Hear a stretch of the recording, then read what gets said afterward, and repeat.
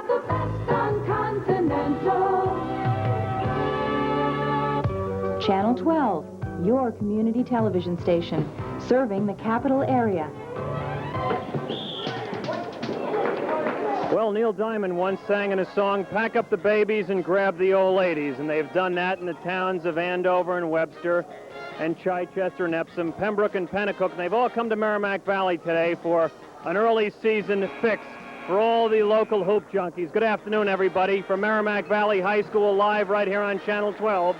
It's the Indians of Merrimack Valley and the Spartans of Pembroke Academy. I'm Dave Olson, and joining me is a man who certainly had the opportunity to coach against both of these teams in the past. 3 years as an assistant under Marty Brown at Kearsarge Regional High School, now the head girls coach at Kearsarge, Ed Tenning. And Ed, thanks for being with us. Pleasure to be with you, Dave. Enjoy it. When you talk about Pembroke Academy, you're talking about a team that presents an awful lot of weapons. In your experience, how would you go at this team today? Well, there's a number of theories of thought on that. Basically, you've got Matalosa. Everything's going to be keyed off Matt. You can try to defense him and double team him and try to make somebody else beat you, or you can let him get his points and try to shut down the other players. I expect to see a little bit of both today from MV. Merrimack Valley, winner of the last two Class I state titles, presents a little different weapon in 6'8" Scott Drapo. Well, Scott, it's a little easier to try to take him away. Given his height, he's a tough matchup, but because he's an inside player, he doesn't control the ball. It's easier to keep the ball away from him if that's your strategy on defense, than it would be Matalosa, who basically, as a point guard, controls the ball all the time. Let's talk about some of the supporting cast around Alosa and around Drapo. Pembroke Academy has John Vire and Mike Monahan, two key performers. John Vire is an inside-out type player. He can take you to the blocks and hurt you inside and also hit the three-point shot. Monahan is an outside shooter that, especially with the penetration of Alosa kicking out to him, could be a real threat from outside. And Merrimack Valley, of course, has the great size up front, 6'6" Bobby Farrell and very athletic Andrew Alisea and Jeff Kibbe. The inside threat is always going to be there for MV. When their guards come, run the court, and shoot the ball well, they're almost impossible to beat. What kind of tempo will each of these teams try to dictate today? I think we'll find out early. If either team comes out in pressure, I think that's an indication that they want an up-tempo game. I think we'll probably have to wait and see on that. I expect MV to probably push the ball and get some easy baskets. Well, obviously, this has been a tremendous rivalry over the past 3 years, but it wasn't always that way. Pembroke Academy, of course, has been a perennial contender for state championships for many years. But when they used to come to Merrimack Valley to play basketball, it wasn't such a big deal. At least it's not as big a deal as it is today.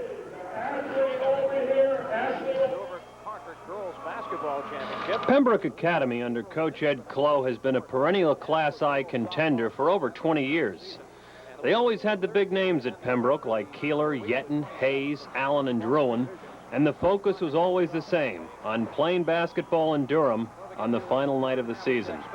Merrimack Valley was a Class I also ran for many years. They occupied 2 spots on the Pembroke schedule, usually very businesslike affairs. Game tonight, show up, score, rebound, put the W in the Spartans' book more often than not. But when Al Simoes took over the reins at Merrimack Valley, things began to turn around. By 1986, the Indians under Simoes had a tournament-quality team with some names of their own, like Huckins and Renfors, Krummenacker and Kimball. This rivalry, as we know it today, really began in a quarterfinal game in 1986 between the Indians and the Spartans, when Wayne Otis couldn't get the roll with just under a minute to play. Goes underneath. Otis. It doesn't go. And a foul on Renfors. Wayne Otis down low. By the 1987-88 season, the pattern had been established. Pembroke, the perennial contender, and MV, no longer the doormat, but a quality Class I contender in their own right, were two teams that had to be reckoned with at tournament time. That winter, Ed Clough and newly appointed Merrimack Valley coach Kevin O'Brien tabbed 2 freshmen to occupy key starting positions. The Indians went with 6'5" freshman center Scott Drapo, while Coach Clough gave Matalosa the ball and permission to run the show from his point guard slot. The Indians won both of the regular season meetings that year and once again, both teams went to Durham for tournament play. In 1988-89, there were 3 more meetings, 2 in the regular season and 1 in the Concord Christmas tournament. The Spartans captured 2 of the 3 meetings, but Merrimack Valley, without their injured star, Dave Huckins, rallied to win their first ever Class I championship. Down to 16. Paul Dean up with the shot. It's good! 55-54. Alosa and Drapo, rivals during the high school season, were off-season teammates with the AAU Granite State Raiders, a team that was the most successful AAU contingent that New Hampshire has ever produced. Last year, Pembroke waxed the Indians 3 times by double digits, and the Spartans were the prohibitive favorite to win a Class I championship. And why not? They rolled through the regular season with a perfect 18-0 record. But a 4th meeting produced a shocking overtime upset victory as the Merrimack Valley Indians beat the Spartans and went on to win a 2nd consecutive Class I crown. Put up by Monahan. That should all game. It's an upset. Merrimack Valley, the defending Class I champs, have knocked off Pembroke Academy 72-71. This place is going absolutely crazy. Both teams have most of their key performers back for the 90-91 season. Most of coaches and observers expect both Pembroke Academy and Merrimack Valley to be among the top 4 teams in Class I this season. Most fans have been talking about today's encounter all week, and the local fire marshal was even called in to put the good housekeeping seal of approval on the Merrimack Valley gym. If you're keeping score, the last 9 meetings between these 2 teams over the past 3 years has produced 5 Pembroke victories, 4 Merrimack Valley wins, and so sit back and enjoy what has become the game, Merrimack Valley and Pembroke Academy, right here on Channel 12. See the Drapo slam. Welcome back to Merrimack Valley High School. The 2 varsity teams are now on the floor taking their warm-ups, and joining me are the 2 head coaches. To my right, Kevin O'Brien of Merrimack Valley. To my left, Ed Clough of Pembroke Academy. Kevin, you've tried some different combinations early on in your 2 opening games. You going to continue to try different combinations and see what happens early on? Yeah, at this point in the season, we're experimenting. I'm still trying to develop which 5 kids I want to go with. I have 6 kids that could start in any particular game. I think they have, pretty close talent. So we're going to be still mixing it up a little bit here and there to the month of December in our program is an experimentation stage, and, we'll continue to do that here. You've got 2 games under your belt so far. Have you been pleased with how your ball club has played? I've been pleased with the way we've been playing defensively. I think offensively we still need some work. I mean, we're scoring a lot of points, but, we don't look real smooth out there at different times. And we've been going to the boards nicely, which is, we've had 105 rebounds in 2 games, so I'm real happy with that. What does the media hype for a game like this early do to you? Well, it's a little overwhelming. It's been overwhelming at the school and things of that nature. We've tried to ignore it as best as we can, but don't get me wrong. I think it's great for the communities and all that stuff, but it certainly is very early. Ed Clough, you returned a lot of your players from last year, who led you to an 18-0 regular season record, but you're trying to develop some depth yourself this year.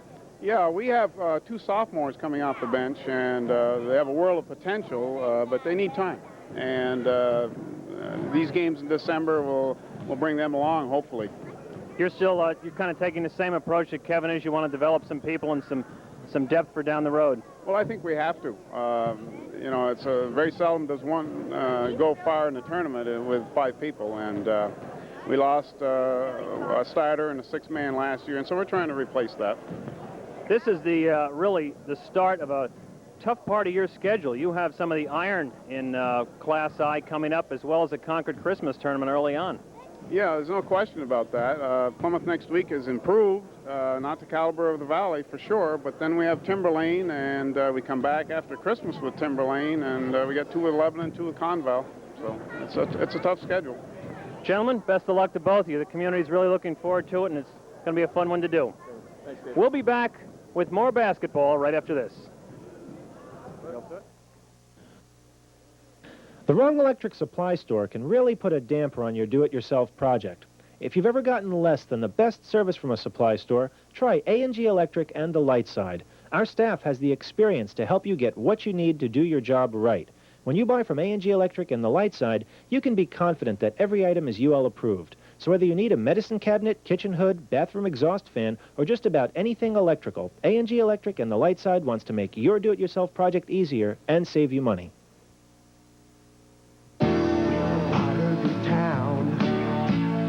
Picture of the things you do, working 24 hours every day to keep the signal coming through.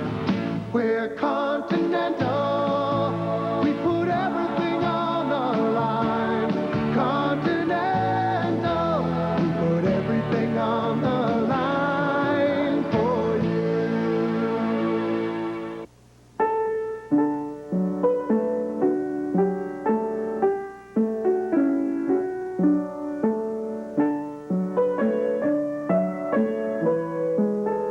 This holiday season, share your good cheer. Make a contribution to the Capital Region Food Program. You will help deliver holiday food baskets to over 1,200 Concord area families less fortunate than yours. Give where you see these canisters. At CTS Incorporated, we don't just sell computers, we sell integrity and service. You won't find TVs and washers, only high-quality computers, typewriters, printers, and fax machines, and the best service team in the business. At CTS, our sales staff will take the time to listen to your needs, and after the sale, you'll rest assured that our service department will also treat you with respect if you need to call them. If you're in need of a computer or office equipment, come to CTS for the best brand, sales, and service. Continental 12's Game of the Week, Pembroke Academy at Merrimack Valley, has been made possible by A-Best Auto Body Estimating Services. For complete body shop service, call A-Best Auto Body Estimating Services. By A&G Electric and the light side, we want to make your do-it-yourself job easier and save you money. By CTS Incorporated, we don't just sell computers, we sell integrity and service. Additional support for this high school game has been made possible by Art Service Center Incorporated, complete auto body services specializing in Mr. Lockout car entry, insurance estimates, and 24-hour towing. By Century 21 Fannie and Associates, the Concord area's winning real estate team. By Philip C. Damaris, DMD, 2B Wall Street, Concord. By Hazen Printing, your full-service printer in downtown Pennacook. Customer satisfaction is our #1 goal. By Hometown Market, a market with old-fashioned service, a full-service market in the center of Pennacook. By Park Plaza Apartments, 85 Manchester Street in Concord, spacious one-bedroom apartment, fully applianced, all wall-to-wall carpeting, and plenty of parking, $350 a month. And by Pennacook Pharmacy, 46 South Main Street, helping you take better care of yourself. And by 30 Pines Market, the home of high standards, not high price. Well, we're back here at Merrimack Valley High School, and right now we're getting ready for the player introductions. Ed, a couple years ago, when Kearsarge had Tommy Brayshaw and David Bartlett, you had a game with the same type of media hype that we're seeing for this one, a game up at North Sutton where people were literally squeezed into the gymnasium. How does this affect your coaching? Well, I guess it affects our coaching, only we have to try to make sure that our kids don't let it affect them. They start looking in the stands to see who's there and who's not there instead of paying attention to what happens on the court. There can be a lot of problems with that. Both coaches tonight are downplaying the importance of the game. I'm not sure we buy that, and I'm not sure their kids do either. Well, the Spartans of Pembroke are having their starting lineup introduced now. They'll come out with Matalosa, number 10, and Mike Monahan, number 4 at the guards. Up front, Ryan Pertell, number 24, John Vire, number 31, and Eric Abbott, number 30. Here come the starting lineups for Merrimack Valley. Jason Smith, a senior, will be at one guard. Jeff Kibbe, rugged rebounder, number 30, senior. Number 50, Scott Drapo. Scott Drapo, 6'8" All-Stater, one of the best big men to play in the state over the past 20 years. Andrew Alisea, very athletic front court player.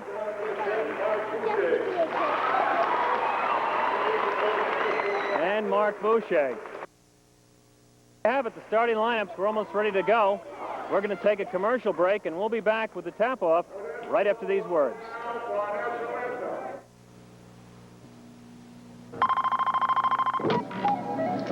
Good morning, the Thomas School. May I help you? The Thomas School can help you to gain executive-level skills and the self-assurance to seek the very best out of life. This is one of them. The Thomas system is especially designed for the highly motivated student. Using modern classrooms, equipment, and instructional methods, you will gain skills in 6 months that are comparable to a 2-year college program. You'll learn at your own pace, mastering each skill in a logical progression until you are ready to take your place in the career you have chosen. The Thomas School, where the emphasis is on people and professionalism. Thank you for calling the Thomas School. Call the Thomas School today for information on executive assistant, paralegal, accounting, and medical transcription programs. Employers prefer Thomas grads. Does this car need a miracle, or does it need A-Best? Auto Body Estimating Service. A-Best is your complete auto body shop.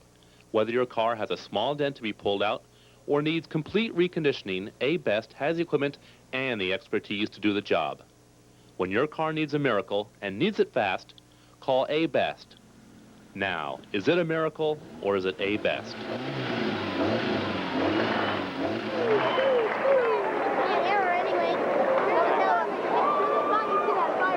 Well, the player introductions have been completed. The national anthem has been sung, and we are about ready for basketball at a jam-packed Merrimack Valley High School. Coming to you live right here on Channel 12. These opponents know each other quite well, Ed. Well, they're going to get more familiar as the year goes on. They'll see each other in the Christmas tournament this year, the Capital Classic, and later on down the road in Pembroke, and most likely in the tournament. John Vire and Scott Drapeau to jump it up. Wes Cook and Rick Zecca, your officials this afternoon. The opening tap controlled by the Indians. We might expect to see the game closely called. Rick Zecca's reputation is you blow the whistle. There's a kick right there by Mike Monahan, and Jeff Kibbe will trigger in for Merrimack Valley. Pembroke comes out in a 2-1-2 zone defense. Boucher up to Kibbe, goes in the lane, shot up, no good, rebound Vire. And rebounding will be a key here this afternoon. Pembroke Academy will have to hold their own on the boards against the quicker, against the taller Indians, and Matalosa called for a offensive foul. Obviously the strategy early, and I would expect that, is to take the ball at Drapeau, trying to pick up some early fouls on him. They did that early with Alosa, and Scott held his ground and drew the offensive on that. Smith to Alisea up top. Tries to go inside the Drapeau. Ball batted away by Monahan, taken by Alosa. Tries to drive to the hoop, goes up, no good. Rebounded down low by Hertel, but it's off his hand and out of bounds. Opening minute of play, we are still scoreless. The stands are filled. They're standing in the doorways here in Pennacook. Pembroke very conscious of fronting Drapeau down the low post. Andrew Alisea breaks the drought with a shot from just inside the foul line. Good outside shooting will open things up inside for Scott Drapeau. 2-0 here in favor of Merrimack Valley. Here's Alosa going up. Shot is up, no good, and we have a foul.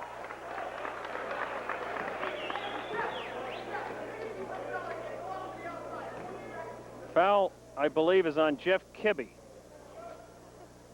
And Matalosa will go to the foul line.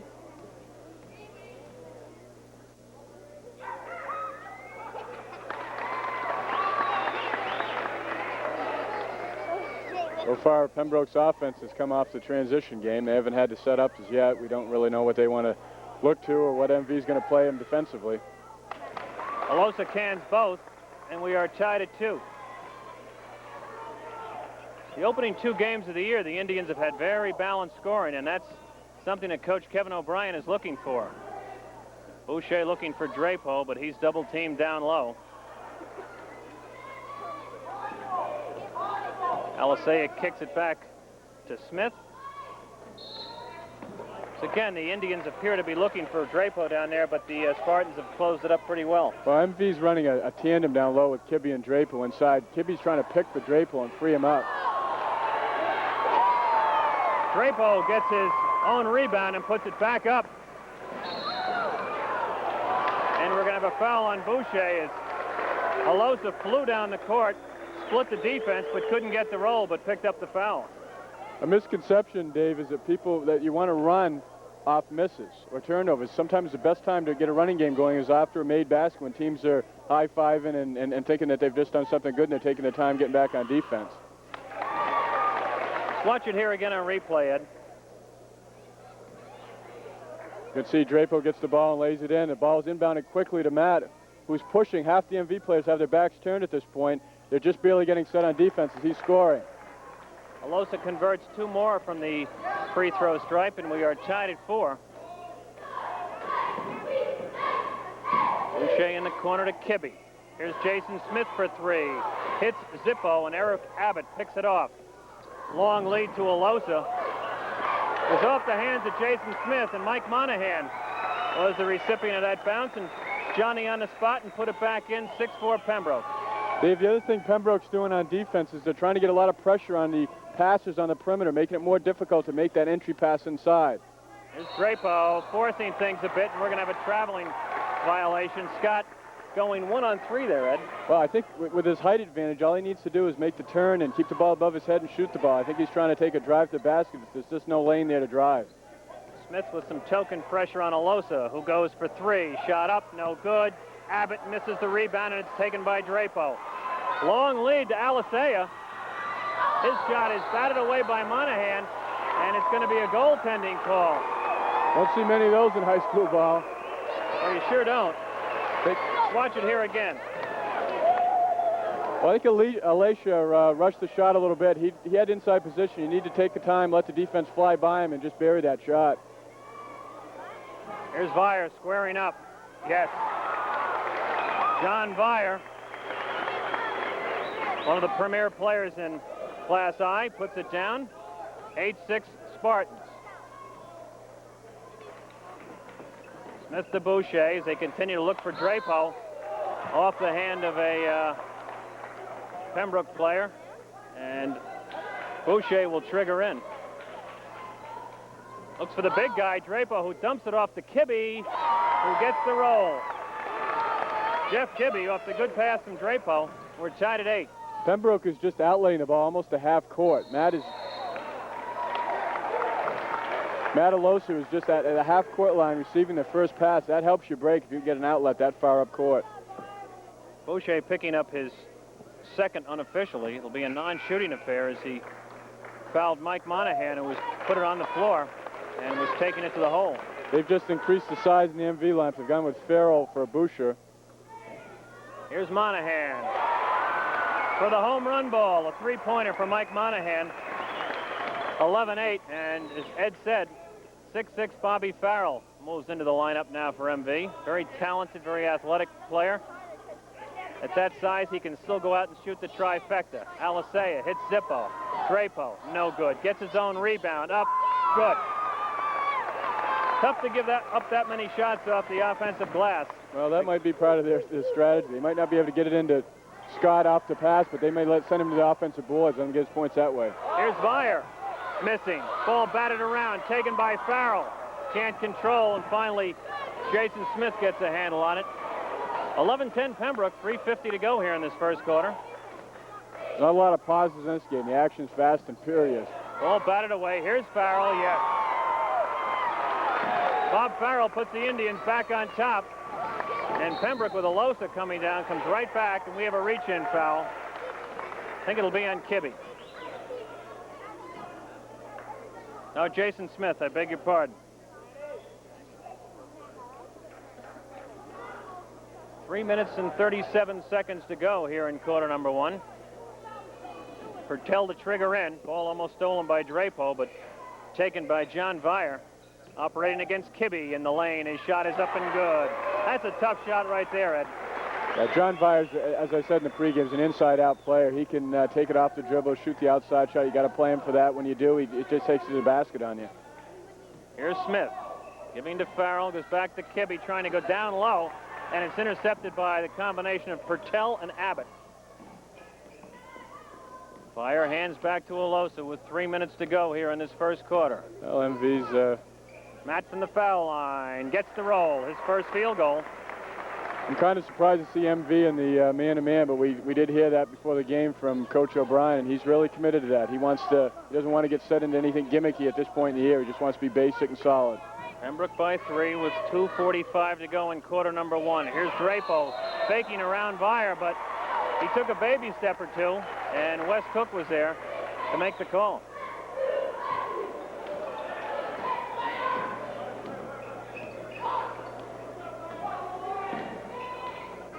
High pick by Vire.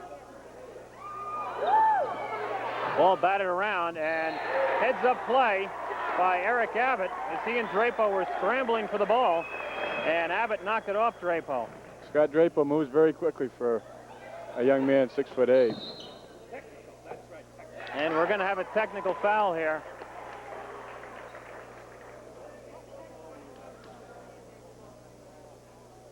Technical foul, Wes Cook right there. Fortunately, the action we're blocked by the fans to our left. I couldn't see just what precipitated the technical. Evidently, it's just a warning to the bench. All right. Two of the best working this one, in Rick Zecca and Wes Cook.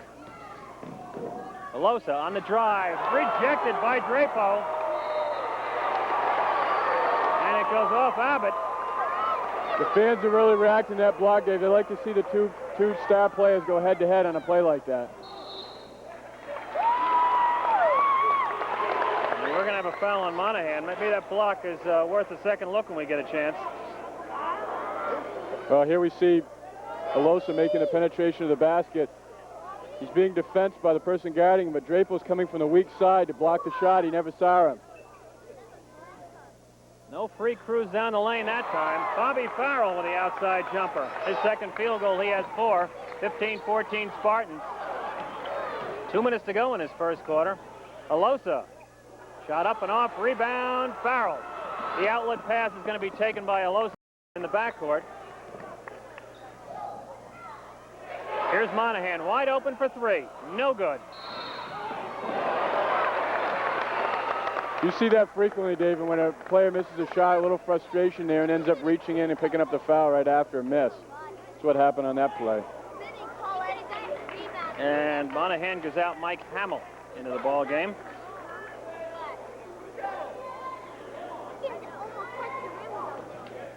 Jeff Kibbe triggers in. Indians down 1 with 1:47 to go here in quarter number 1. Glad you could be with us right here on Channel 12. We're coming to you live from Pennacook. Oh. Nice feed. Missed the Farrell down low. Farrell's moving the baseline behind the defense. They didn't. They had their eyes on the ball and never saw him. Good look inside. 16-15 in favor of the Indians. They regain the lead. Alosa, bottled up, goes down low to Pertell, who goes up and in. Nice move by Ryan Pertell. He had Drapo right in back of him. 17-16 Spartans. Here's Alisea. Shot is good. He's missed his first couple of shots. That ought to take the lid off for him. 18-17, Merrimack Valley. Andrew Alisea, 3 field goals for 6 here in this first quarter. Vire in the corner, looks down low to Abbott, but we're going to have Alisea called for a reach-in.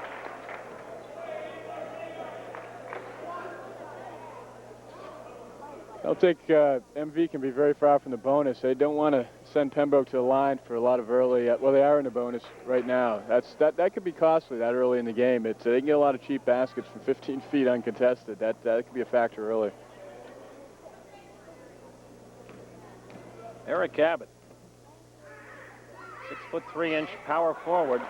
I have to say, Dave, coming from a school like Kearsarge with the size that we have, I'm constantly amazed on where the players come from at Pembroke with the size and the bulk that they have year in and year out coming up through their ranks. We'd certainly like to have at least 1 or 2 of those at Kearsarge. You guys have to spread some rapid grow around up there, that's all. Yeah, we just play go-go basketball up there. Extended pressure here by the Spartans. Drapo to the hole. Shot is up and good. Very agile move for the big guy. 3 field goals for 6 now for Drapo. Indians break back on top, 2019. 43 seconds to go here in quarter number 1. This is Vire. Driving to the hole. Strong goes up and good. We've got an interesting matchup now with MV has Mike Hamill, number 21, on Alosa. Obviously looking for him just to deter a drive somewhat and bring some help onto that situation if he drives to the basket, figuring they're going to get a double team. Spartans in a zone. 17 seconds to go, and it looks like the Valley's going to play for 1 here. 21-20 in favor of the Spartans. Looking down low to Drapo, but that option was closed off by the Spartans. Farrell, no good. Battle for the ball. It's tipped out and taken by Smith, who throws up a prayer. No answer. And that'll do it for quarter number 1. The end of 1 quarter of play. It's Pembroke 21, Merrimack Valley 20. We'll be back after this. When you realize how precious time is, you're ready to invest in a New Hampshire clock. Each New Hampshire clock is handcrafted in Concord. Beautiful woods are used to create lasting treasures for a select few who choose to display not only the accurate time, but exquisite taste as well. For special occasions, these clocks are perfect gifts. New Hampshire clocks offer the finest quality alarm, wall, mantle, and grandfather clocks at prices which will pleasantly surprise you. Visit New Hampshire Clocks at 1 Eagle Square, across from the State House in Concord, and see how beautiful time can be. Flight 124, fly runway heading to 3000, right turns 270. You are cleared for takeoff. Presenting DuPont Certified Stain Master Carpet. A revolutionary level of protection against stains and spills. Stain Master from DuPont Carpet Fibers, because you never know. Come to Concord Carpet Center for all your carpet needs. Welcome back to Merrimack Valley as Eric Abbott, off the opening possession, hits a field goal to give the Spartans a 3-point lead here. Opening minute of play in quarter number 2. Dave, Pembroke's alternating the pressure on the defense. One trip down, they're soft in the zone. The next time down, they're extending out of it and trying to force passes like they just did in that situation.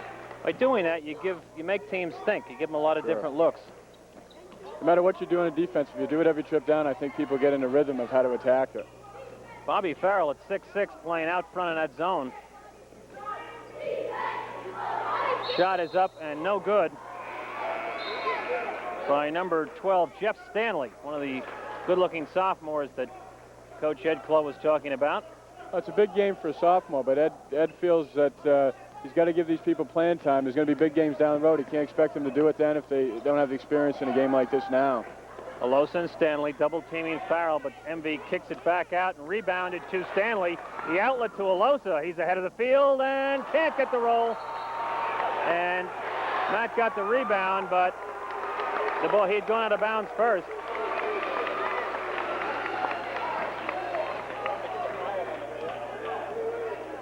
Going with a 1-2-2 half-court trap, which means it's zone posture on the trap, trying to make them pass over the top and force a turnover. Farrell's shot, no good. Alosa got the rebound, but he's fouled. What they try to do when you go to a half-court trap like that is take the other team out of their defensive, their offensive pattern. I didn't see who that foul was called on. Our view was blocked, but Alosa will go to the line. So far this afternoon, Matt is 4 for 4 from the charity stripe. A&G Electric on the light side has a great deal on infrared workbench heaters. Similar heaters go up to $100 elsewhere. At A&G Electric on the light side, they're only $24.50. A great holiday gift. Matt Alosa made the first free throw. Pembroke's now leading 24-20. Last foul was on Bobby Farrell. Matt Boucher. Mark Boucher back into the game for MV. Alosa converts a second. He's 6 for 6 from the line thus far this afternoon. It's a total of 8 points. Back in the half-court press.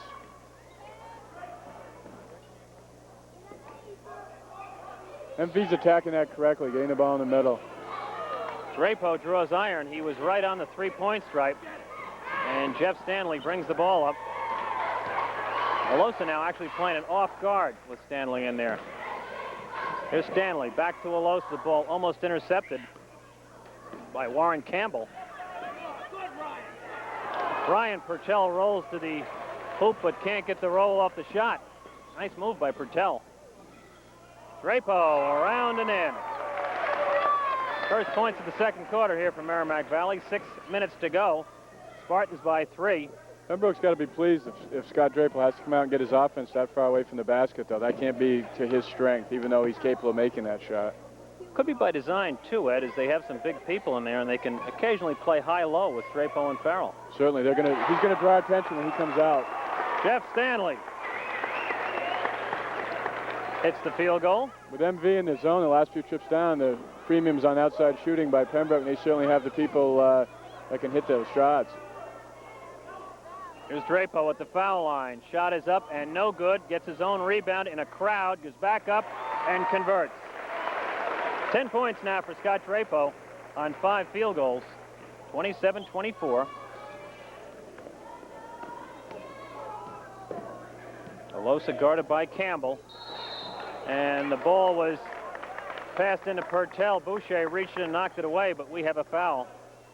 That will be 3 on Mark Boucher. And he will sit down, and Andrew Alisea will come in.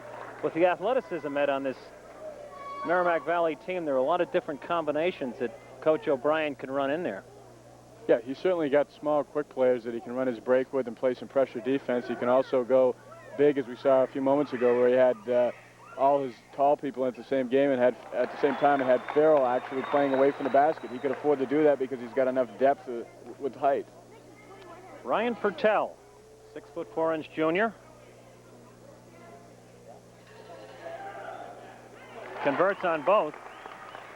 And the Spartan lead is back up to 5. That is the largest lead thus far in this game.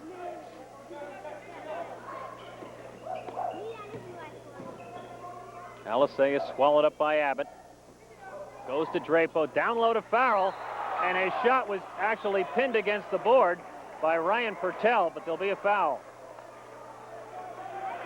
Well, you certainly called that, Dave. That's exactly what they're trying to do, MV, on offense, is get the ball high and draw some attention, get the ball high to Drapo and draw some defensive attention in that area, and then drop another one of their big people on the baseline for an easy layup. It's just a good defensive play on that time down. That may be worth another look when we get a chance.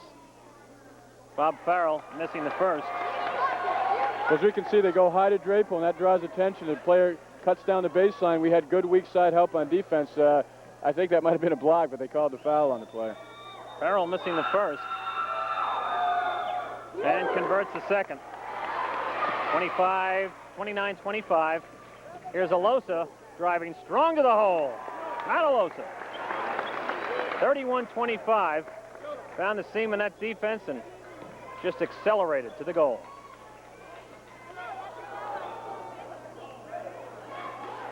Drapo out high again. Yep. Goes to Farrell. You saw in that play, Farrell took a look at the defense rather than the basket. That's the times that usually miss it. He was lucky to get that one in, taking a peek like he did. Here's Vire going down low to Abbott, but the ball is batted away and taken by the combination of Farrell and Smith from Merrimack Valley. Drapo to Farrell. Drives, loses. Stanley intercepts. Gives to Alosa. He's ahead of the field and puts it home. MV quickly up court. Pembroke's extended to a 6-point lead now. This will be key the next couple of possessions. If they can extend it to 10, it's a different type of ball game at that point. 3:47 to go in a half. Ball batted around and intercepted by Purtell, who goes to Vire.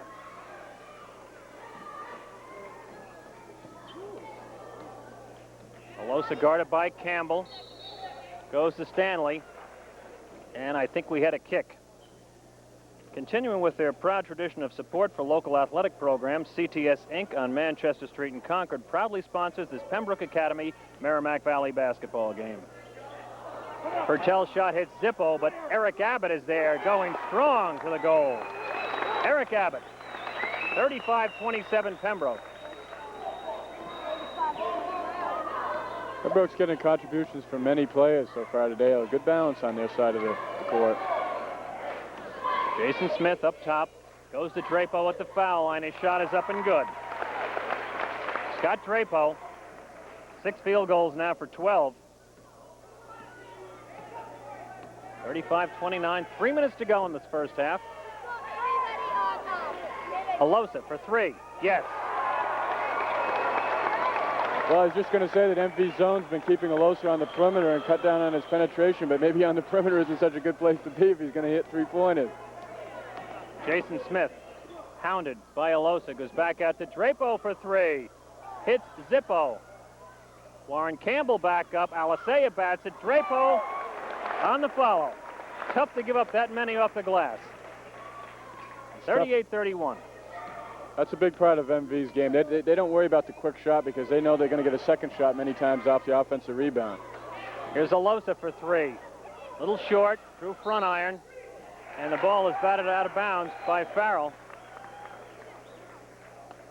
And the Spartans will take over. Jeff Stanley goes out and gets a nice hand from the fans. And another good-looking sophomore, John McCarty, is coming in. Well, Pembroke just turned the ball over in that possession, and we've got a 7-point lead for Pembroke. MV coming down. Really a situation they got to get a good shot at least up this time. They had some success early in the second quarter, finding people along the baseline open and getting the ball down low, but that option has been closed up by the Pembroke defense in the latter stages of the second quarter. Alisea traveling with 1:57 to go. Pembroke takes over. They lead by 7. Intercepted by Drapo. Coming down, going strong to the hole, going up and over McCarty. 10 points in the second quarter now for Drapo. I think we could call that a mismatch, at least inside. Drapo picking up the pass from Alosa going down court. His pass down low is intended for Farrell, but Eric Abbott will pick up the foul. It's not going to be a shooting foul. Well, both teams are in bonus. They'll be shooting one-on-one. I thought he was going up for the shot, but he made the pass at the last minute, so he's not going to be getting the 2 shots out of it. Scott Drapo getting active here in the second quarter.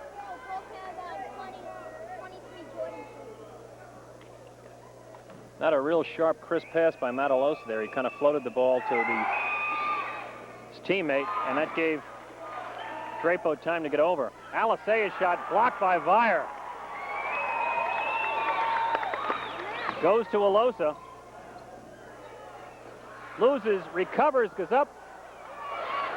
Eric Abbott rebounds his shot, and we have a foul.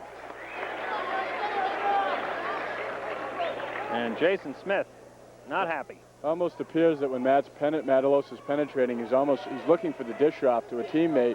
They're covering his teammates. He gets in there and he's getting himself caught up in the air, and then he's throwing a shot up the last few times down that's been somewhat out of control. Abbott converts the first. He now has 7 points thus far in the ball game. Leave it on forever. Leave the horn on. Don't let it off. Second is no good. Ball batted around. Still loose. Finally taken by Drapo with 1 minute and 10 seconds to go in the half. Quickly to Alisea in the front court. You notice MV tends to take a quick shot, but they don't take very many shots when Drapo's on the other end of the court. They want him in there for the offensive rebound. Well, that time you had Farrell and Drapo going for the rebound, and it went off an MV hand, even though they had the numbers underneath. Jason Smith took the initial shot on that set.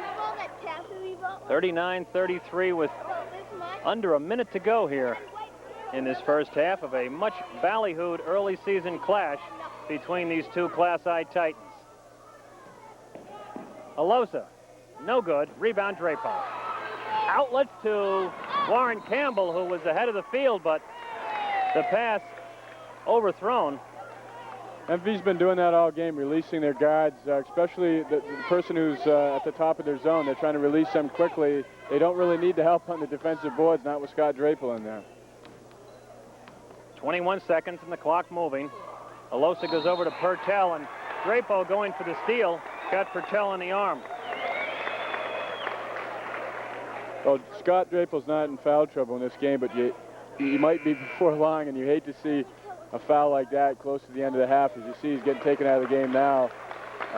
Don't want to get another quick one in the last 17 seconds. It's too important. Foul trouble dictates too much what happens on the court. That was Drapo's first. And Ryan Pertell will go to the line. They're still in good shape with one foul. That's nothing to worry about. But you still hate to see them get a cheap one.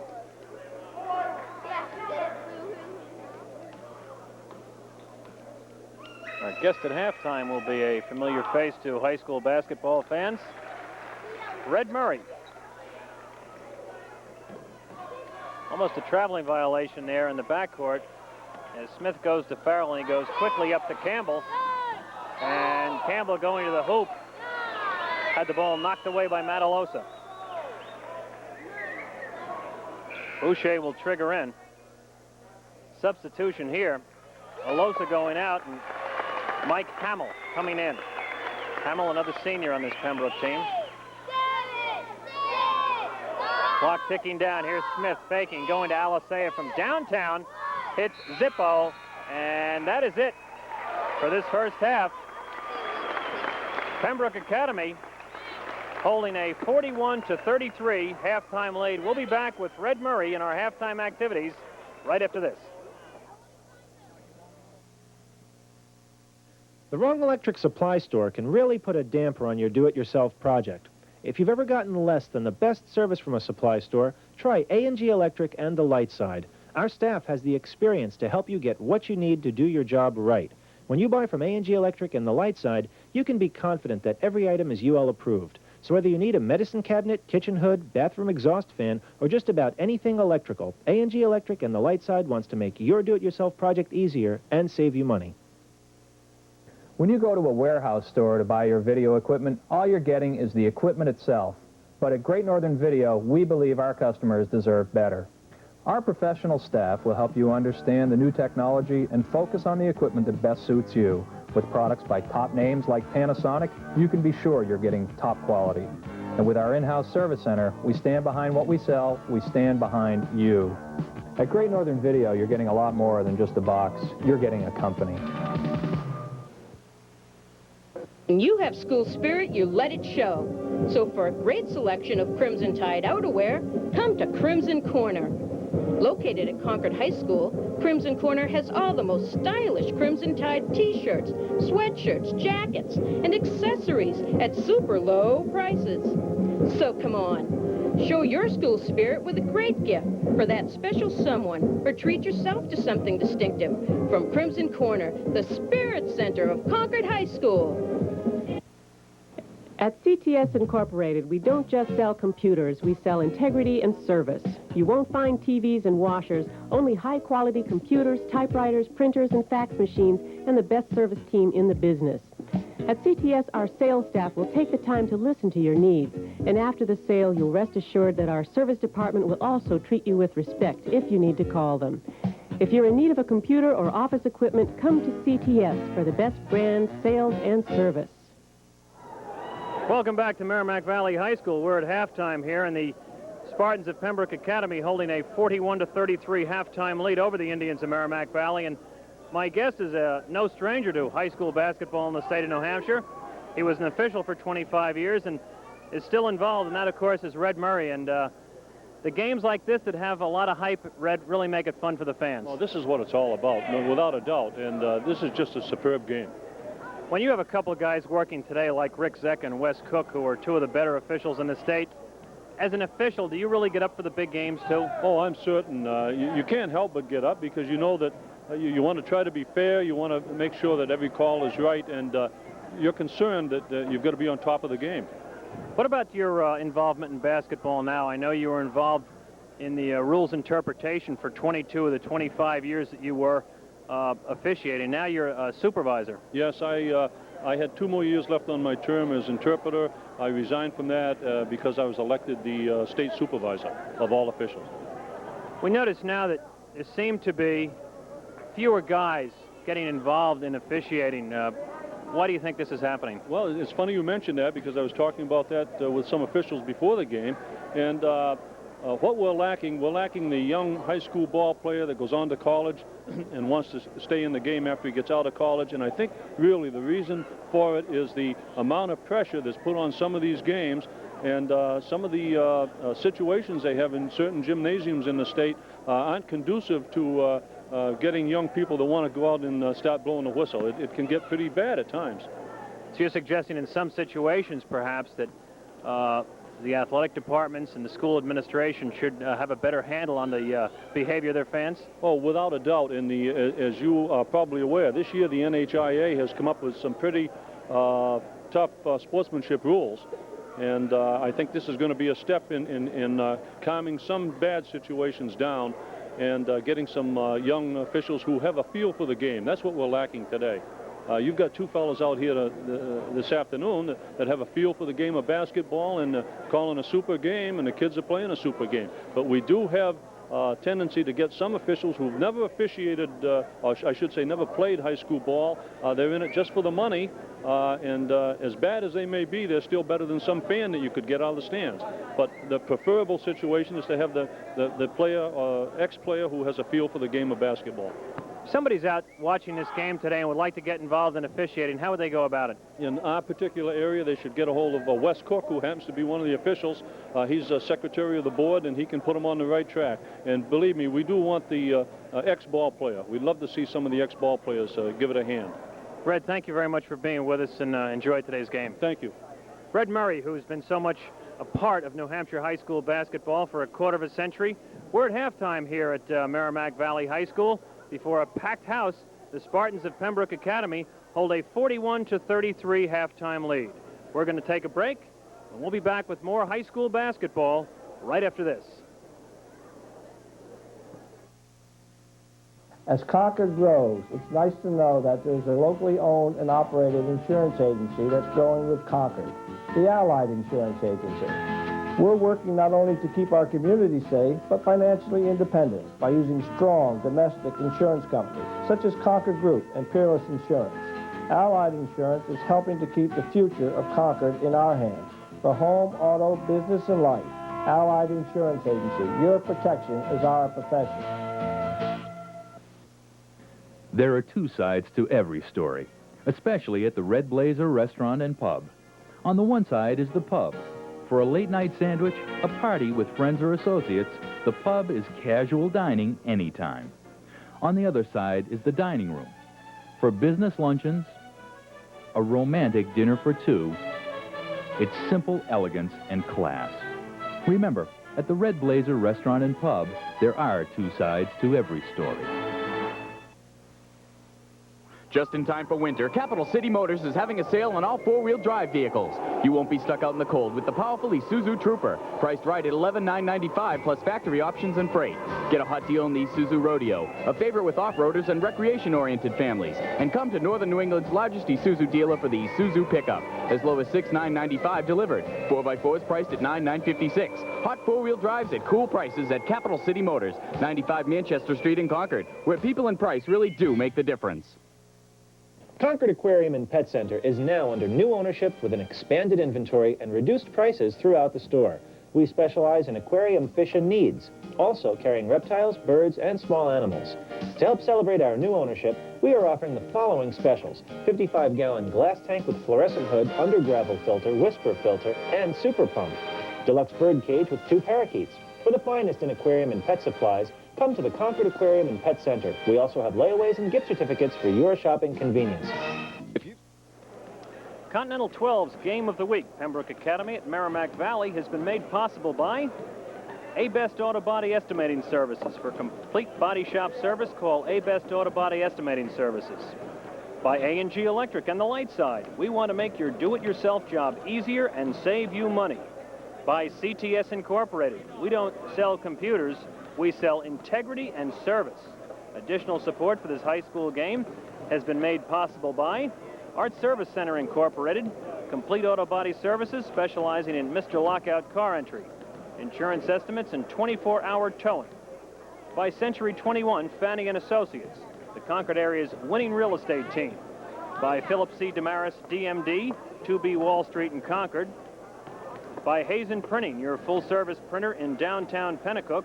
Customer satisfaction is our #1 goal. By Hometown Market, the market with old-fashioned service, a full-service market in the center of downtown Pennacook. By Park Plaza Apartments, 85 Manchester Street in Concord, spacious one-bedroom apartment, fully applianced, all wall-to-wall carpeting and plenty of parking from $350 a month. By the Pennacook Pharmacy, 46 South Main Street, helping you take better care of yourself. And by 30 Pines Market, the home of high standards, not high prices. Well, an interesting first half, Ed Tenney, and what were your impressions? Well, I think it's just the type of game we expected to see. Both teams are playing very evenly. I think the Stars have come to the forefront. Certainly Scott Drapo had a good first half. Matt, I think they're taking away his strength a lot, and that's the driving game. I think they're forcing the outside shot. I expect to see him hit a few more in the second half than he was successful with in the first. Alosa, the leading scorer for Pembroke in the first half. He had 15 points. Mike Monahan with 5, John Vire with 6, Ryan Purtell with 5, Eric Abbott had 7, and Jeff Stanley 2. For Merrimack Valley, Scott Drapo had 16 points on 8 field goals. Andrew Alicea had 6 points. Bob Farrell with 9. Drapo, the game's leading rebounder, he picked off 8 in that first half. Handling our stats today is Ben Cushing, veteran statistician from North Sutton. Well, as probably the Concord fans know, when we come to a game, we come with more than enough staff. Art Service Center in Suncook specializes in unibody repair, both foreign and domestic, and they have 24-hour towing service.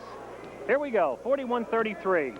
Opening minute of play here in the second half, and Merrimack Valley has the basketball, going inside the foul line to Alosa, who goes down low to Kibbe. Shot is blocked by Vire, but we have a foul. Be John Vire's first foul. It's been a clean game. We really haven't had a lot of fouls called, and I expect if they were fouling, it would be called. We have people that blow the whistle here today. Jeff Kibbe, who developed an interesting free throw approach last year, kind of a modified Don Nelson. And he did that because he was having some problems with his free throws, and this unorthodox method gave him the desired results. Certainly requires that you have large hands in order to accomplish that and keep the ball on balance. Kibbe converts on both, 41-35 Pembroke. Looks like a 1-2-1-1 full court press. Ball intercepted by Drapo. Spartans couldn't get it over the midcourt line.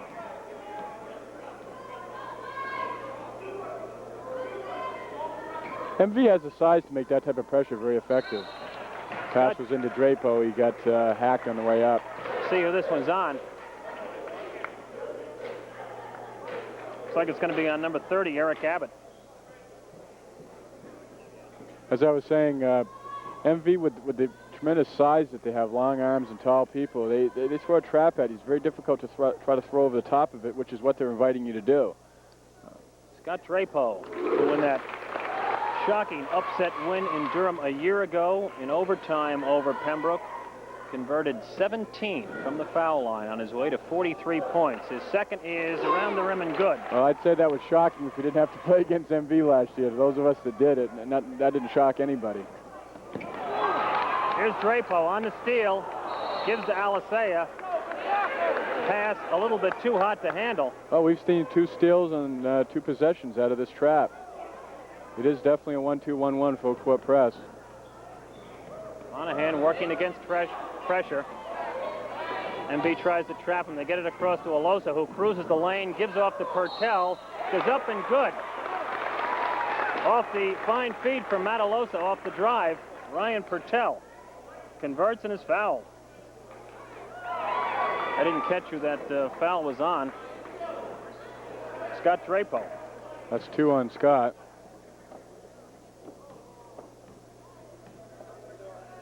Purtell, the lone underclassman in Ed Clo's starting lineup.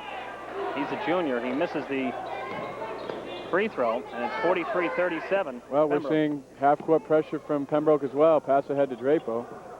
Drapes had a notion. Pulls it back out to Smith, who goes to Boucher. Drapo down low. Turnaround, yes. That's what he wasn't doing earlier, is just getting the ball, turning and keeping it high and shooting over the defense. Monahan goes to Vire.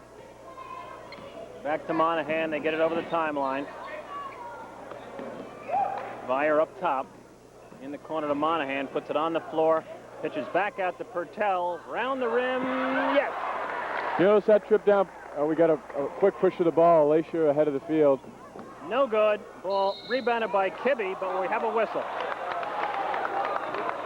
Andy Alacia has to start taking his time when he gets the ball down in that position. He can't rush the shot. They're running a break to get him the ball, and he's trying to shoot a quick shot. Alisea in that sequence fouled by Eric Abbott.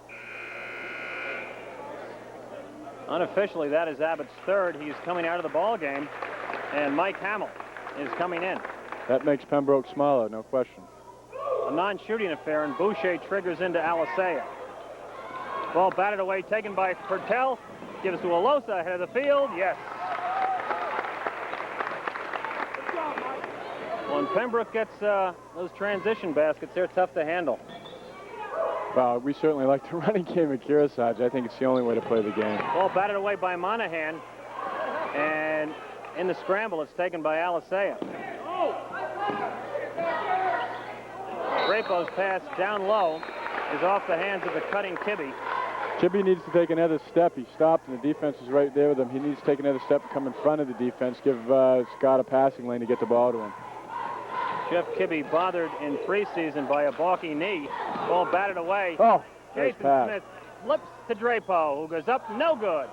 Gets his own rebound, goes back and good. The pressure is really bothering Pembroke. They're making people other than Matalosa handle the ball, and that's causing problems for Pembroke. Here's Monahan, giving to Hamill. Double teams, flips to Vire. Goes over to Alosa, had a notion. Goes to Pertell, whose shot rolls off. It's rebounded by Boucher. His outlet is batted away, taken by Monahan, but he hit the line. They could be more effective. They let Scott run the lane and try to let the guards bring the ball up and pass to him in a position where he can finish the play rather than having to dribble the ball up court for any length of time. 22 points so far for Scott Drapo of Merrimack Valley. He has 22 of the 41 that they have. Here's Kibbe down low. Shot up, no good. Ball batted around, and we're going to have a foul. Tremendous amount of inside offense right at this point for MV. Certainly the way to get back in the game. Jeff Kibbe picking up foul number 3. Pembroke Academy wants to take a timeout here and talk it over. They lead 47-41. We'll be back after this. You've seen a program on Channel 12 and wish you had a tape of the show? Relax. Almost all our programs have been saved on videotape. Whether it's a sporting event, parade, community function, or graduation, we can make a copy for you. All you need to do is call us. For $29.95, you'll receive a high-quality transfer direct from our master tape. It's a wonderful way to save a memory. Please call us soon. Programs are saved for a limited time. Yeah. There's a shot of the new Ed Clow poster. I don't think Ed had anything to do with preparing that. It's not exactly flattering. Stop in and see Century 21 Fanning & Associates. Put number 1 to work for you. 47-41 with 4:56 to go, and Pembroke has the lead in the basketball. Here's Vire. Yes. John Vire with his first field goal of the second half. Well, rather than try to beat the pressure on the pass that time, they just let Matt penetrate up the middle, and once he got by the first line of defense, it was wide open for a shot for John Vire. Here's Drapo behind the back to Kibbe.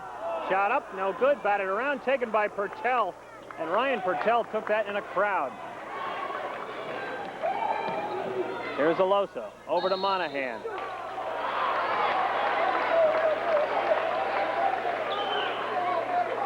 Turned it over, and the Indians will get it back. 49-41 with 4:22 to go.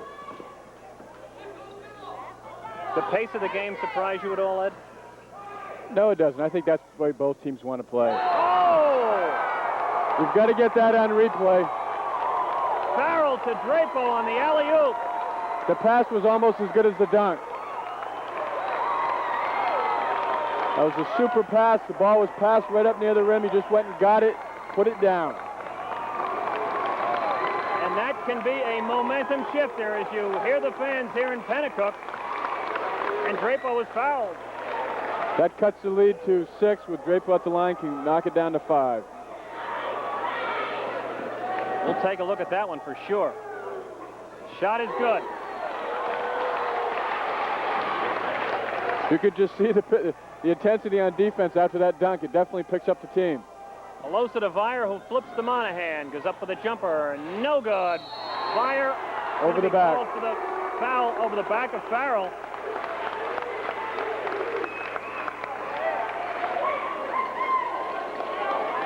(49-44).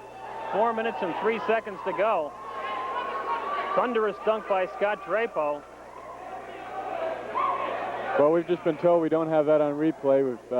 That's unfortunate, but I think it's all in our memories in any event. It was a very exciting play and something we've come to expect from Scott. And if you're watching this game live this afternoon, we're going to show the tape again tonight at 9 o'clock, and that alone may make it worthwhile to tune in again. Well, get the VCR running for that dunks. Bobby Farrell at the line.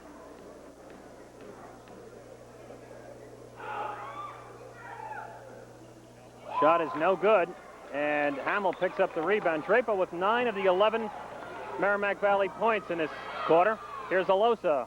Shot up, no good. Rebound Drapo. 3:50 to go. Jason Smith calling Boucher out. Puts it on the floor. Kibbe spinning. Shot up, no good. Offensive foul. I think that's a good call. He was out of control. He threw his body into the defense. He needed to go straight up with that shot. Jeff, a blue-collar player. Not the type of guy you want making spin moves along the baseline. Well, right now Kevin O'Brien's making a move in that area. He's going with a little more athleticism, and Leisha Boy in for Kibbe at this point. 3:39 to go. 49-44 in favor of the Spartans, and they have the basketball. The pressure's been very, very good to MV so far in this half. Alosa. Shot blocked by Farrell.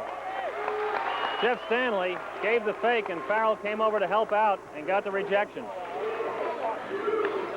Here's Purtell. Weak side defense has been very good for MV. They've got most of their blocks on people coming from the weak side of the court, coming in over and helping out. They get by the first line of defense, somebody else is there waiting for them. Purtell's pass down low, off the hands of Alisea. Let's watch this on replay. The block by Farrell. As we can see, Farrell comes over from the weak side. He doesn't really see him. He gets by the first line of defense, and Farrell comes in and gets the block. That's where most of your block shots are going to come from. 49-44, Alosa. His shot up, no good. Batted around, taken by Drapo. Long lead to Boucher. Has trouble handling. Little shot is up, no good. Batted around, taken by Alosa. That can be a backbreaker play. Spartans on the run. Alosa over Drapo, no good. Long lead to Farrell. Stanley back quickly. Dave, what's happening is Matalos is penetrating. The other guards have to rotate back on defense because MV's just releasing a person long and they have nobody back. Drapo, jumper, yes. Scott Drapo has been a ton here in this third quarter. Here's Monahan. No good. Rebound Drapo. They want to keep running it. The Indians can cut it to 1. Boucher recovering.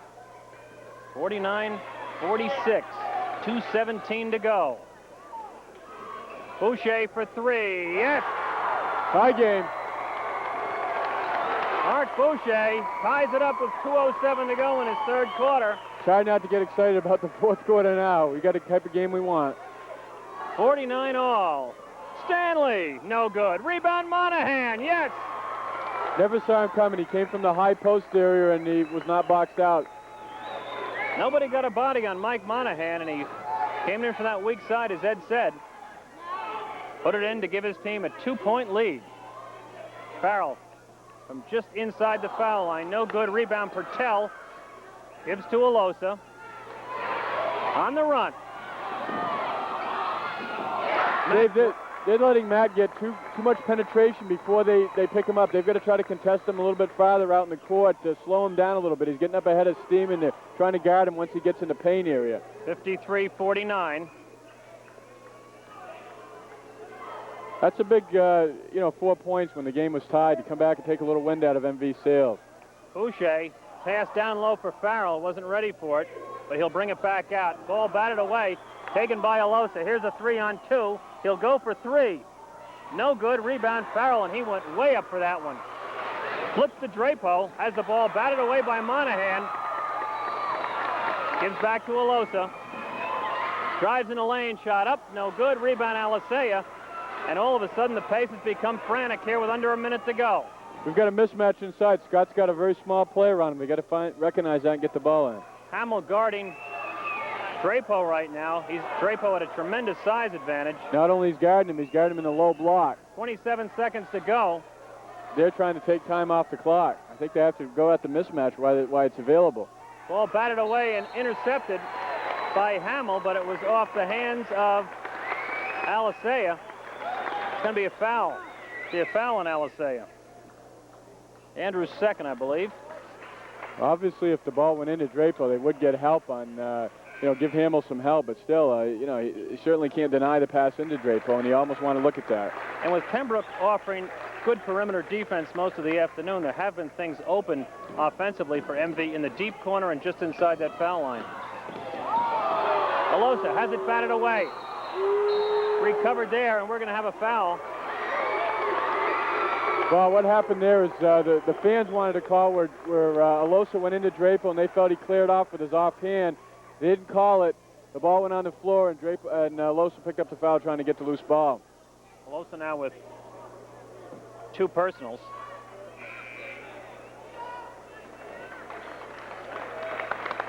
Scott Drapo sits down.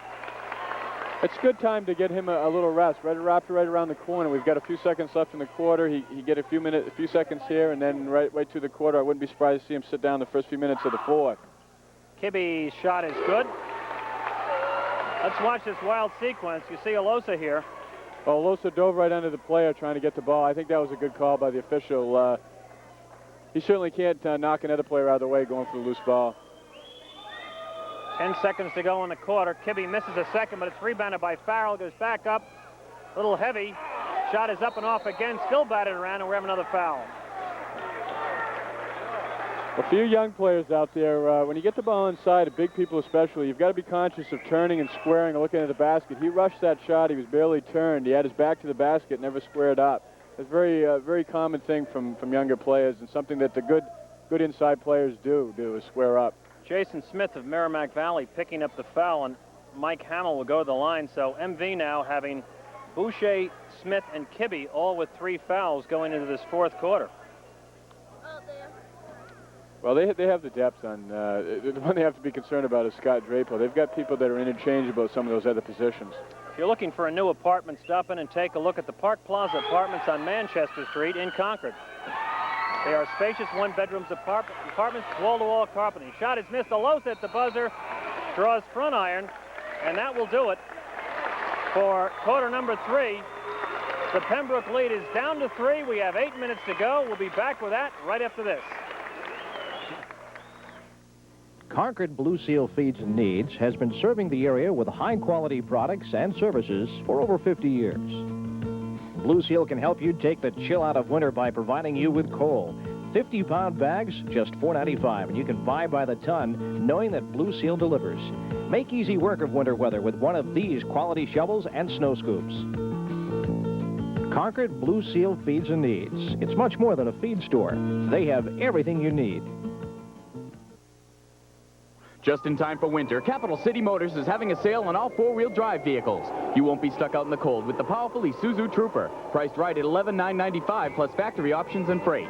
Get a hot deal on the Isuzu Rodeo, a favorite with off-roaders and recreation-oriented families. And come to Northern New England's largest Isuzu dealer for the Isuzu pickup. As low as $6,995 delivered. 4x4s priced at $9,956. Hot 4-wheel drives at cool prices at Capital City Motors, 95 Manchester Street in Concord, where people and price really do make the difference. Happy holidays from Hazen Printing, your full-service printer. Quarter number 4. Pembroke leads by 3 before a packed house here in Pennacook. Mike Monahan spinning with nowhere to go. Gets it back out to Alosa.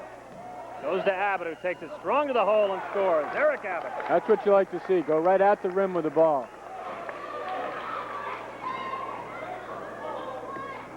Both teams continue to try to force the action. Pressuring on defense, trying to run on offense. Alasea drives, goes up, shot is good. Athletic move by Andrew Alasea. 55-52, Alosa to Monahan for 3, no good. Rebounded by Abbott down low, gives the Vire, yes. MV was up court so quickly, they were looking for the transition. They didn't have enough people back there to defense that once they got the offensive rebound. That might be a walk. It looked like he had 2 pivot foots. 57-52. Bringing Farrell way outside on the offense, putting Boucher down low in the weak side corner. Here's Farrell, no good. Taken by Alosa, spinning around Alasea. He's ahead of the field, drives and hits. They've called a technical for hanging on the rim against Bobby Farrell. It looked like he was just doing that, Dave, because he thought he had somebody underneath him. But you could see him look down. I think he was trying to protect himself. I'm not sure they're not going to waive that off for that reason. Well, Wes Cook and Rick Zecca are talking it over. I believe the rule on that is, Dave, you're not supposed to hang on the rim. However, if you're doing so in order to protect yourself from injury, and that's a judgment call by the official, then that shouldn't be a technical. There is a safety factor involved in the interpretation of that rule, as Ed said. Well, they're going to sort it out over at the scores table. I'd like to remind you that the hometown market will be open for your shopping convenience Christmas Day from 10 a.m. to 5 p.m. Let's watch it here again on replay, Ed. Yeah, Alosa going strong in the basket, taking it right at the basket. Shot comes up. He tried to block the shot. He hangs on the rim because, and you can see him look down there. I think he thought he might have somebody underneath him. He was concerned about an injury to himself or another player. Well, it is a technical, and Matt Alosa converts. So it becomes a 6-point lead.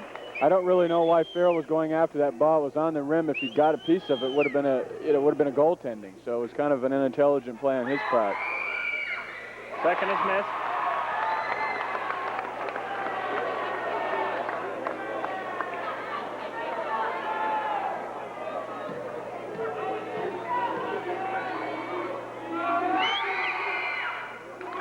I tell you, from a coaching standpoint, Dave, to have a player like Alosa go and bury a couple free throws for a technical foul like that in a game like this, I mean, it's enough to make you pull your hair out. And they truly were free throws as Alosa converts. Of course, Pembroke gets the ball after the technical, so they've got a chance to score 2 more. And they can run it to 10 with a hoop here. But the ball goes out of bounds off Mike Monahan. And with 6:42 to go, got Drapo back into the ball game. Indians down by 8. MV needs to bring somebody to the middle against that pressure. That's what they did just there. That's a good play. Here's Drapo feeding off to Kibbe. Yes. Jeff Kibbe for 2. 60-54. Here's Alosa. Goes up. And a foul. Yes, and it counts. We might try to take a look at that on replay. A very strong drive from the wing by Matt Alosa. What Matt does very well when he takes the ball at the basket is he does not give the defense. Oh, here comes the replay now, I believe. Matt takes it right at the defense. He doesn't come in trying to avoid the block shot. He takes it at the body, figuring that if he doesn't get the shot down, he's at least going to go to the free throw line. Many players don't want to do that. They want to go in there and they're very conscious of the defense. And that foul will be on Mark Boucher. And that is the quota for Mark for the evening. He had 1 3-point field goal, his only scoring of the night or the afternoon. Well, if you remember, that was a big one to tie the game. Alosa converts the free throw. Spartans now by 9. Pressure in the backcourt by the Pembroke team, and the ball is kicked out of bounds. I believe MV's bringing Drapo back into helping break the pressure, figuring that his height, he can see over the defense and pick out the open man, which there's always going to be in pressure defensive situations. Pennacook Pharmacy accepts all major prescription plans, including Matthew Thornton. Here's Drapo on the block. Shot is up and good by the big guy. First field goal of the fourth quarter for Scott Drapo. Ball batted around loose on the sidelines. And I think we're going to have a foul on Farrell. What's frustrating sometimes, Dave, is that you don't wonder why they blow the whistle on one and not the other. I mean, in that situation, the play where Matt went to the floor looked very similar to the play that we just saw on the sideline. I don't know why when they decide when to blow the whistle. I think sometimes they feel they blow one call and they come back and blow it quickly right after that on the least bit of contact. Let's take a look at this shot that really brought the house down in that third quarter. You can see a great pass by Farrell right up to the rim. Drapo goes up, gets it, puts it down in one motion. Well, with 6 minutes and 1 second to go, Kevin O'Brien wants to talk it over. Merrimack Valley trailing here by 7 points, 63-56. And so far in this fourth quarter, Alosa has 8 points as the Spartans have moved from a 53-50 advantage to 63-56. Mark Boucher has fouled out of the ball game for Merrimack Valley, and Eric Abbott will step to the line. Pretty good foul shooting here this afternoon, Ed. Well, I think that's very typical of good teams. Not very many good teams who aren't good foul shooting teams. Abbott converts. I'd just like to point out that though it's an 8-point lead at this point with a chance to go up to 9, with the pace of the game, the number of shots that are going up, and this game is very close. It's a lot closer than a game where you had a slow down tempo. 11 points on the afternoon for Eric Abbott.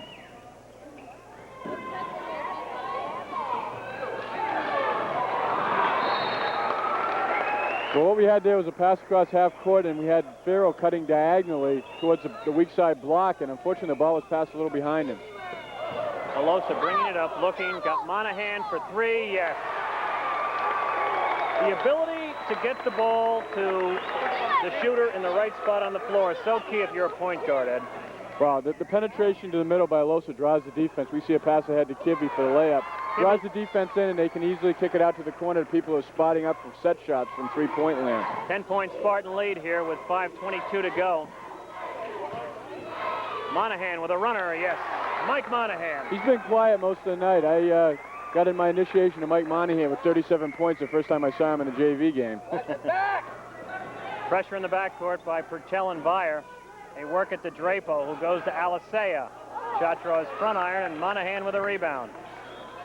Ball given to Alosa, who is fouled in the backcourt by Jason Smith. Well, that may appear to some people to be an offensive foul, but the defense has to give the offense a chance to turn and take at least one step. And then, if they give them one step and then they run into him and can't avoid him, that would be an offensive foul. In that situation, the minute he got the ball, the defense is right there. That's definitely a good call by the official. Warren Campbell into the ball game for Andrew Alisea, and Matt Alosa will go to the line. Take a look here again, Ed. Okay, what we see is that we're kind of a little far into it, but the defense never gave Matt a chance when he caught the ball to take a step. Therefore, it's a defensive foul. Alosa converts 2. He now has unofficially 29 points. Pressure in the backcourt by Pembroke. Jason Smith gets it up over the timeline. Lively pass in the corner. Can't be handled, intercepted by Alosa, and it'll be another foul on Smith. Jason looked like he's having a little trouble with the handle on the dribble out there. They're trying to take some of their, I think their guards who are more used to handling the ball, get them on the wing and try to be a threat to shoot from that position. And I don't think Jason has is probably used to handling the ball in that position in most situations. Well, that's 5 on Jason Smith. And a very familiar name will replace him. We'll tell you all about that familiar name when we come back. Right now with 4:43 to go, Pembroke has opened it up. They lead 72-58.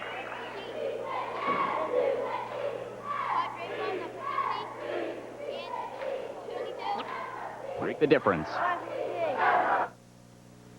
The wrong electric supply store can really put a damper on your do-it-yourself project. If you've ever gotten less than the best service from a supply store, try A&G Electric and the light side. Our staff has the experience to help you get what you need to do your job right. When you buy from A&G Electric and the light side, you can be confident that every item is UL approved. So whether you need a medicine cabinet, kitchen hood, bathroom exhaust fan, or just about anything electrical, A&G Electric and the light side wants to make your do-it-yourself project easier and save you money. Well, with 4 minutes and 43 seconds to go, the Spartans have opened up a 14-point lead. Stop into 30 Pines Market and check out the fine selection of fruit baskets and deli platters for all your holiday needs. Number 24, a freshman, Brian Huckins. We said a familiar name here in Pennacook, a very good-looking young prospect who Kevin O'Brien is extremely high on. Well, I'm sure Kevin's JV coach must have been pleased that he brought him up to the varsity. I know when Marty Brown used to talk about those freshmen, sometimes he'd do that just to get me going. I'm sure if he's anything like his brother, he's going to have a great career here. 12 fourth-quarter points for Matalosa.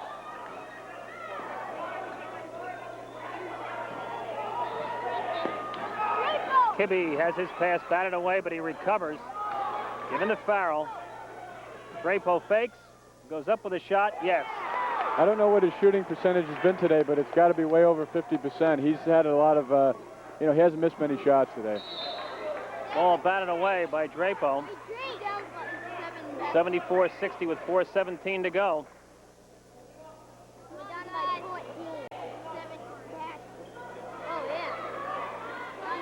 I think we're going to look for Pembroke not to stall it, but certainly to be more patient in their offense, take some time off the clock. Warren Campbell putting the body on Matalosa, and he will make yet another trip to the foul line. At A&G Electric on the light side, 61 Hall Street in Concord, they have a large selection of lamps. Desk lamps from $9.95, floor lamps at $49.95. There is a limited supply, so head on out to A&G Electric and the light side. Alosa converts the first.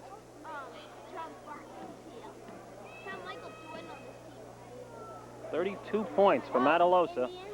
Misses the second, and it's rebounded by Farrell, who kicks it out to Huckins. Huckins goes to Farrell. Drapo down low to Campbell. Can't get the roll. And Eric Abbott gets the rebound. Pitches to Alosa, who cruises in. Offensive foul. I think Envy has a good argument that there was goaltending on the other end. That rim was shaking. I believe the backboard was hit, and that had something to do with the miss. The whole backboard was actually moving, as Ed said. Spartans by 15 with 3:54 to go. I'm kind of surprised to see Pembroke remaining in the pressure, but I think they see some people that aren't comfortable handling the ball out there, and they're trying to take advantage of it. Intercepted by Vire, but re-stolen by Farrell. Goes cross-court to Campbell. Not shy, he puts it up. Batted around, taken by Pertell. Vire to Abbott. Ball stolen by Huckins, who gives to Farrell. Long pass to Drapo. Has a notion from three, but pulls it back out for Huckins. No good. Rebound Abbott. Gives to Alosa with Monahan. 2-on-1. Pass couldn't be handled, and there's such a feeling in that situation when you catch the ball that you know the defense is coming and they're charging at you, and you want to somehow get it up before the defense gets there. Now it's Ed Clough who wants to talk it over. CTS Incorporated is offering the Jet 3 printers at a special holiday price of $1,950 now through Christmas. We're going to take a break. We'll be back with more basketball after this. At CTS Incorporated, we don't just sell computers, we sell integrity and service. You won't find TVs and washers, only high-quality computers, typewriters, printers, and fax machines, and the best service team in the business. At CTS, our sales staff will take the time to listen to your needs, and after the sale, you'll rest assured that our service department will also treat you with respect if you need to call them. If you're in need of a computer or office equipment, come to CTS for the best brand, sales, and service. Unofficially, Matalosa with 32 points and Scott Drapo with 31. Well, they've certainly done their part tonight and filled the billing. Kibbe stumbles, and the ball is stolen by Stanley, who gives quickly to Alosa, going with Huckins, flips the defense, and scores. 34 for Matt Alosa. Pembroke remains in the pressure. 15 of those 34 here in the fourth quarter. I'm sure the reason for that is the personnel they see out there for MV in the backcourt. Kibbe to Campbell. Shot batted away and taken by Vire. Vire and Pertell have been rock solid off the glass for Pembroke all afternoon. And in the backcourt, Jeff Stanley is tied up by Scott Drapo. Possession arrows for Merrimack Valley, so they'll be inbounding the ball underneath the basket. 2:29 to go, and with Pembroke enjoying a 17-point lead, the horse is out of the barn, so to speak. Drapo for three, rebound Stanley, flips ahead to Alosa, one-on-one with Huckins. Hello. He accumulates his points quietly because they're all on layups. And we're going to have a foul in the backcourt. John McCarty, the sophomore, committing the foul. It looks like Kevin O'Brien in this situation would, as you pointed out, the horse out of the barn, so to speak. He's going to give some of his younger players a chance to come in here before a big crowd. Even though the games might not be in doubt anymore, it's still a pressure situation. Give them some experience. Shot is up, no good. Rebound, Drapo, yes. Scott Drapo with the field goal. 33 points for the big guy. All the marquee players have performed as usual. In the backcourt, ball stolen by Drapo. Gives to Campbell, has a shot partially blocked by Alosa. Drapo misses the follow, misses again, gets his own rebound. Shot is up and good. What you like to see on that, obviously he had the opponents outsized, but every rebound he didn't hesitate. He kept the ball above his head. He didn't bring it down and try to get cute. He just kept putting it back up there and going and getting his own misses. Jeff Stanley, or excuse me, John McCarty picking up the foul. Scott Drapo will go to the line. Makes the first. Arts Service Center Incorporated in Suncook specializes in Mr. Lockout car entry and provides insurance estimates and has 24-hour towing. John McCarty going out now and Mike Monahan checking back in. I've been fortunate, or maybe it's unfortunate enough to have seen Scott play since he was a freshman or coached against him. And he has much more stamina now than he did early in his career. He'd never been able to play this many minutes his freshman or sophomore year. Fire rebounding the second shot, was missed by Alosa. Alosa drives and scores. 81-63, minute and 37 seconds to go, and Kibbe's pass is off the hands of Farrell and out of bounds. You could see Bob Farrell, as the ball was coming to him, he already knew he was going to catch it. He was already looking up court to see who he was going to pass it to, and as a result, he didn't catch it. Nice hand for Ryan Pertell. He played a strong ball game here this afternoon. Minute 31 to go. Pembroke leads at 81-63. Ball in the backcourt, taken by Farrell. Going for three, no good. Alosa with a rebound. Well, I think a two-pointer is as good as a three-pointer right now. I mean, you want to get some baskets, accumulate some points. Three-quarter length of the court pass. Look away. Alosa to Vire, who puts it in. Nice move along the baseline by John Vire on that play. Vire with the interception. Gives to Monahan. Goes up, yes. I think young Mr. Huckins is getting an education right now under fire in varsity basketball. And I just think that's the way Kevin O'Brien would like it, too. Yeah. 51 seconds to go. Spartans by 22. Matt Alosa coming out. Brian Raymond coming in. John Vire and Monahan also out for Pembroke. The Pembroke crowd reacting to giving those people a hand for a fine performance this evening. MV has also gone heavily to their bench at this point. It's basically the subs ball game. Now let them show their stuff in front of a good crowd. Unofficially, Alosa finishes with 38 points on the evening. Monahan with 14. Here's Fisher for three. Pete Fisher, the senior, hits the trifecta. And we're down to 40 seconds. Farrell goes for the steal. Ball handled nicely by the sophomore, Jeff Stanley. You'll see a lot of contact. They'll let go at this point, not want to blow the whistle every 5 seconds. Shot is up and off by Brian Gamelin.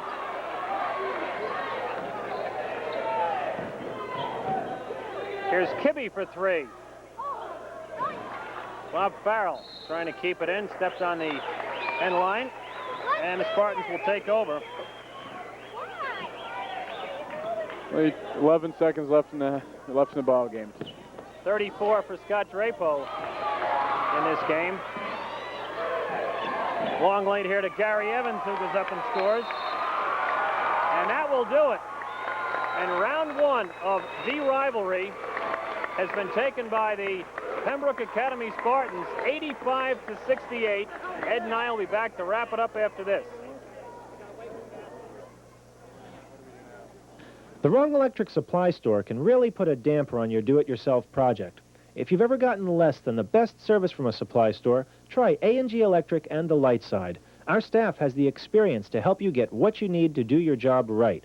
When you buy from A&G Electric and the Light Side, you can be confident that every item is UL approved. So whether you need a medicine cabinet, kitchen hood, bathroom exhaust fan, or just about anything electrical, A&G Electric and the Light Side wants to make your do-it-yourself project easier and save you money.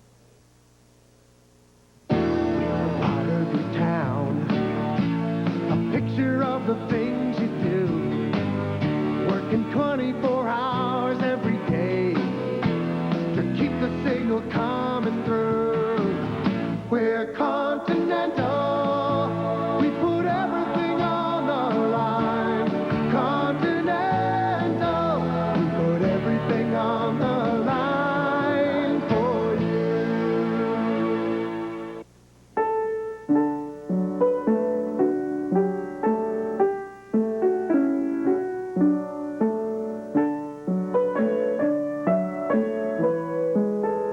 This holiday season, share your good cheer. Make a contribution to the Capital Region Food Program.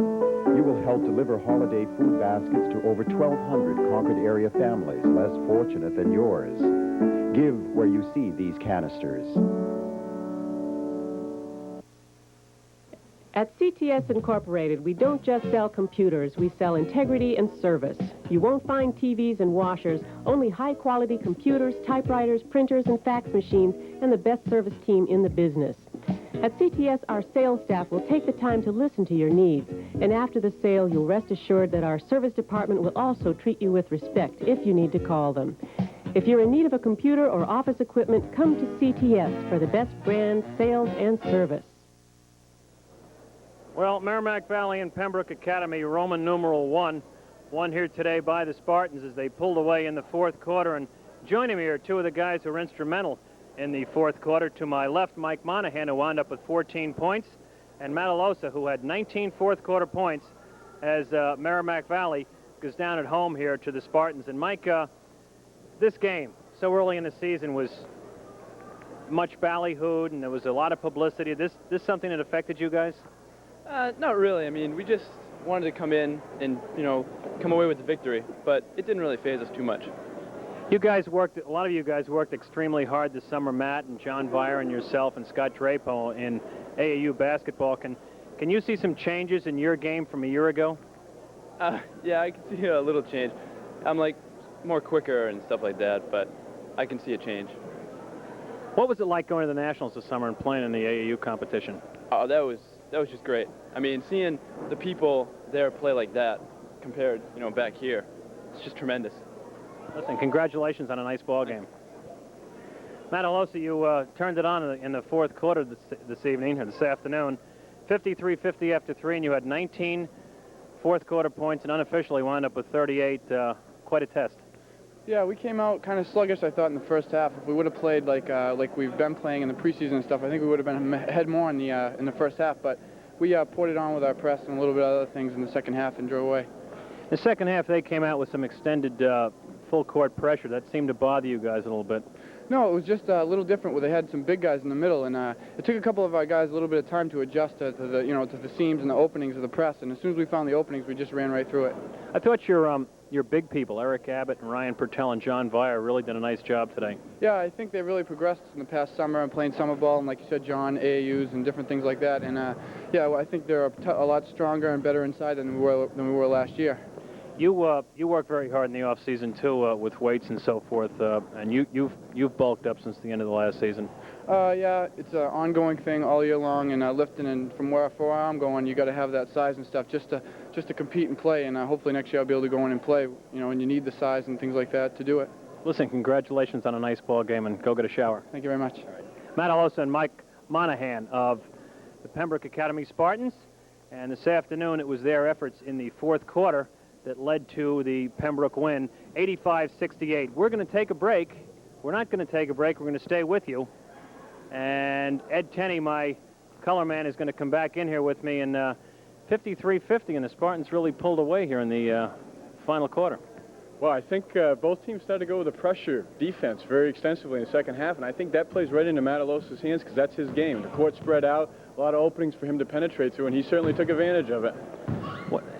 How your analysis of this, these two teams, you talked at the top about the strengths and weaknesses from your experience coaching against them. Any conclusions that can be drawn from today's encounter? I think they're very similar, and I think that's because the same people that have been coaching them are still coaching them. I think Pembroke's a very physical team and like to play a lot of zone, and I think Merrimack Valley likes to run the ball and get into their big guy. I think we saw things are very consistent with these two teams today. We're going to take a break, and we'll be back with more basketball right here on Channel 12 after these words.